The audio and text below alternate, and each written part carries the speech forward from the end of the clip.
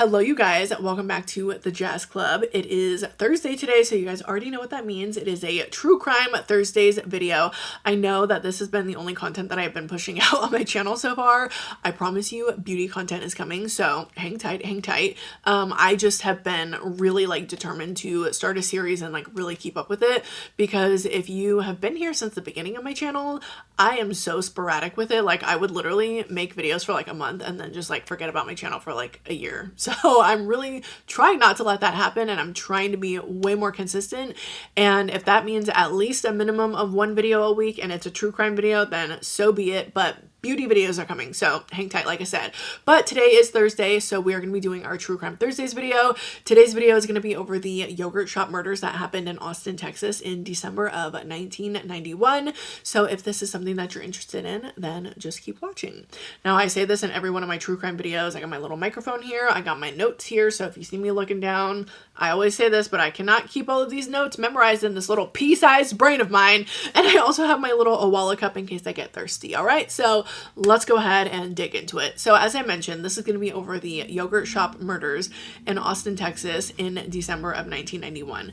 So on the night of December 6th in 1991, there were 4 teenage girls that had been working at a place in North Austin called I Can't Believe It's Yogurt. These girls' names were Amy Ayers, who was 13 years old, Eliza Thomas, who was 17, Jennifer Harbison, who was 17, and Sarah Harbison, who was 15. Jennifer and Sarah were sisters, and they worked there together.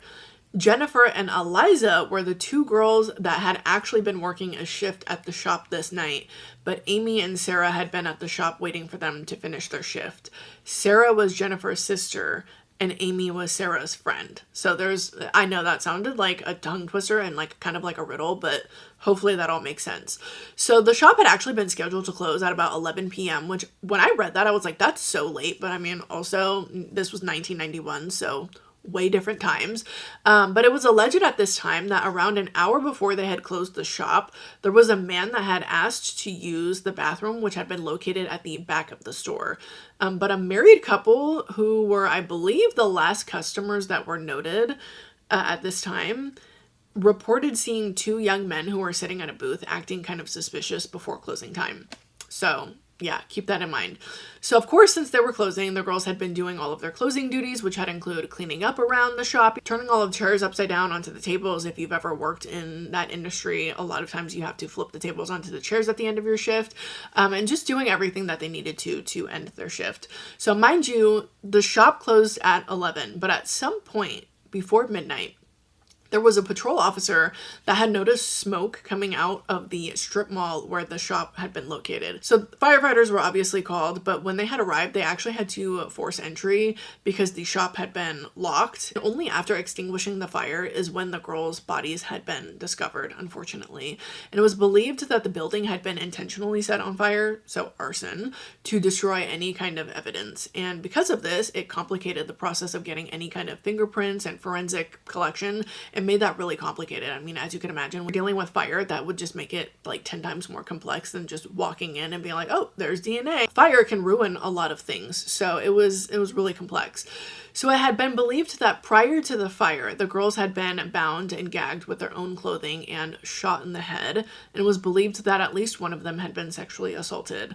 And it was also believed that there were 2 different firearms that had been used, a .22 caliber revolver and a .380 pistol. And it had also been discovered that most of the girls had been found in the back area of the shop, but one of them had been located separately in a different part of the shop. Detectives had come out later saying that they believed that the scene had suggested control and organization instead of just being a chaotic situation. So instead of just being a random robbery gone wrong and it was just super chaotic, they definitely believed that whoever had done this, the perpetrator, had been well experienced and was well likely an adult and not a teenager. So also keep that in mind. So they were like, whoever did this, they're well experienced. There's no way they've never done this before. This person has done this. It's almost like a routine. They know what they're doing. As I mentioned before, fire is obviously very destructive. So you might be wondering how they were able to gather any of the evidence if the place had been set on fire, because you would think that everything would just be burned and gone.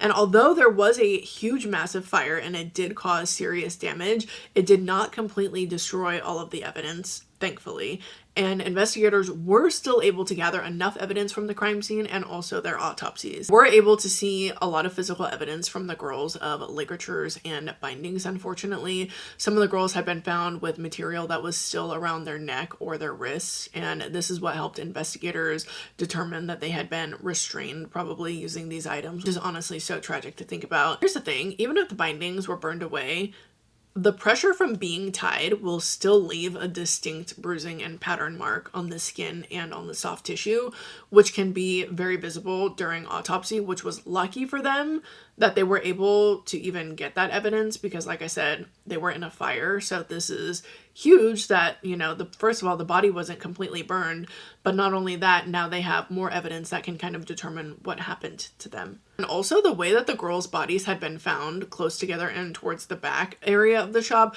had also supported the conclusion that they had possibly been restrained and controlled as well. Now, mind you, like I said, in the beginning, that guy that had come in asking to use the bathroom, that was towards the back of the shop, which is where most of the girls had been found. So, you know, it's kind of all tying together. I do kind of quickly want to point out that, you know, even though we were saying fire is very destructive, fire damage can often burn unevenly, weirdly enough. Like, you would think that it would kind of just burn like everything all together because it's a massive fire and it's so destructive, but it can often burn unevenly. So that would mean that some parts of the body could actually be protected from the heat, depending on what position their body is in and also the clothing that they're wearing and obviously also surrounding objects around them. It's crazy to think about because if there's a huge object in front of you, maybe that would burn and maybe there's a chance that it would never even touch you because it burned that object first. In this situation, it was very fortunate that, you know, their bodies hadn't been completely destroyed. Investigators were able to gather evidence. So I did just want to point that out. Also, the way that they were able to determine sexual assault was through forensic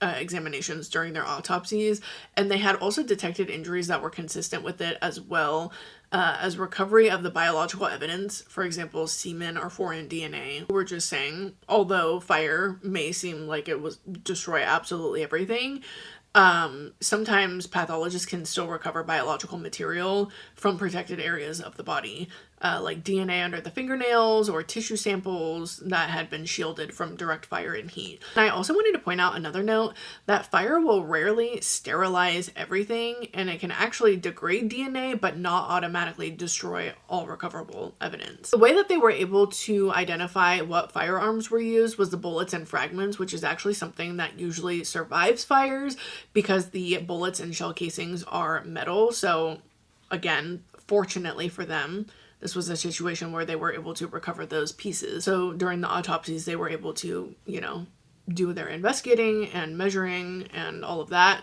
and also investigating the building, you know, where the bullets could have gone through. You know, obviously it's a whole thing. That's why they call it an investigation. The right specialist in this field can also determine the caliber just based off the bullet diameter and rifling marks alone. Investigators had determined that they believed that the attackers had been inside of the store already or had entered through the back door around closing time, and they believed that the attacker also likely exited through the rear door, which had been found unlocked. So the front, the firefighters, remember, they were not able to get in because it wasn't unlocked, so they had to force their way in.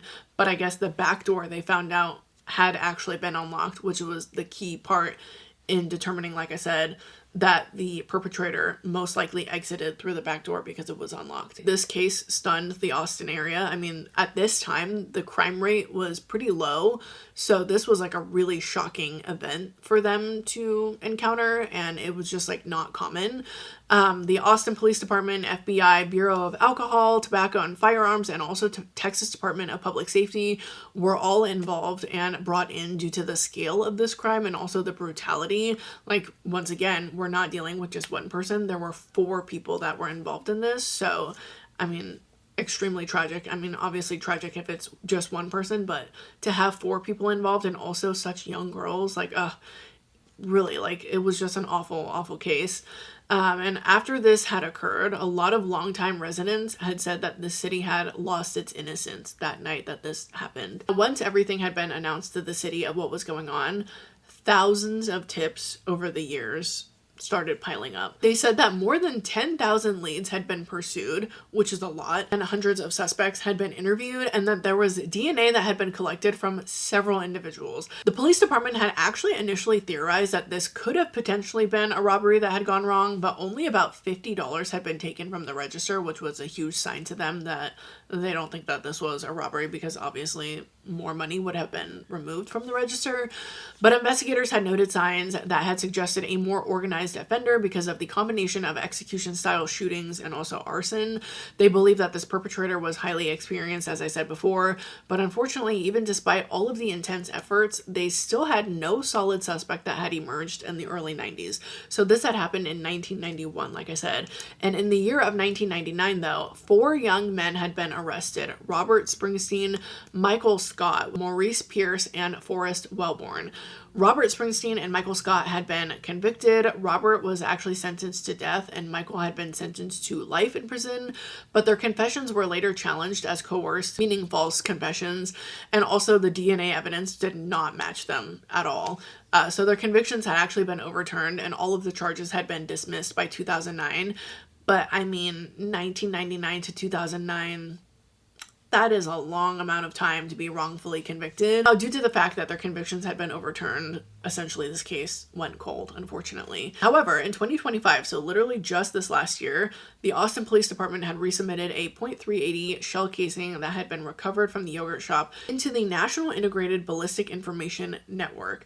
And within just 24 hours, it had matched evidence from a Kentucky cold case that had involved a store owner who had also been shot and whose business was also set on fire. Literally almost verbatim of what happened to the yogurt shop.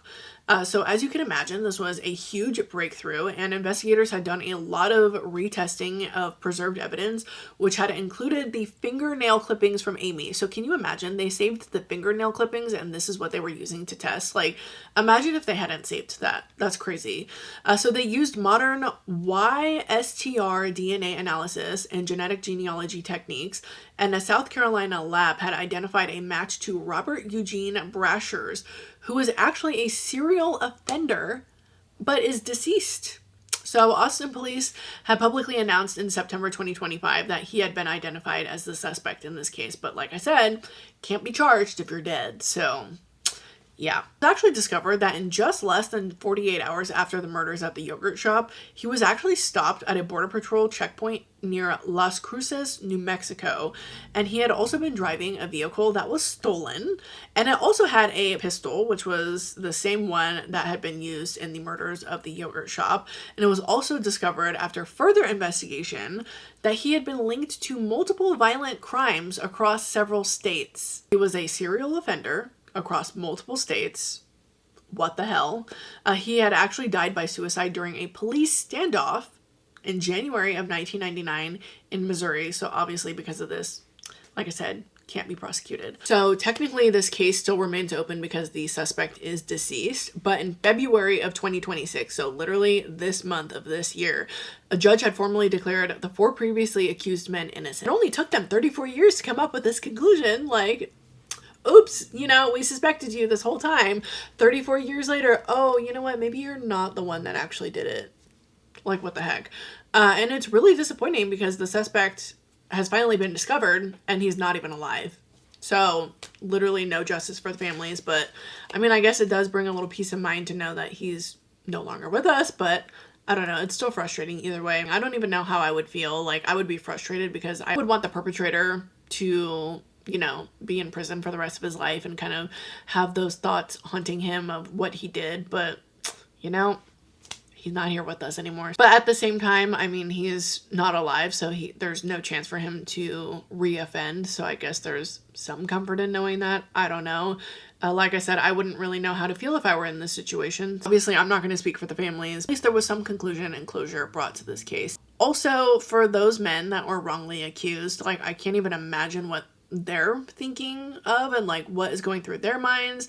There's been a lot of people that have commented and, you know, said these men are owed compensation for this. I wouldn't even know where to begin to go about that because, I mean, 34 years, that's a lot of time. a lot of time. You guys have to let me know your thoughts on this case. What do you think? What do you think about the conclusion? You know, finding out that the perpetrator is dead. Very curious to know everybody's thoughts, but I hope you guys enjoyed this one. If you guys have any suggestions, let me know in the comments. I'm definitely down to look up any case basically that you guys might have suggestions for, but I hope you guys enjoyed this one. I love you so much, and I'll see you in the next one.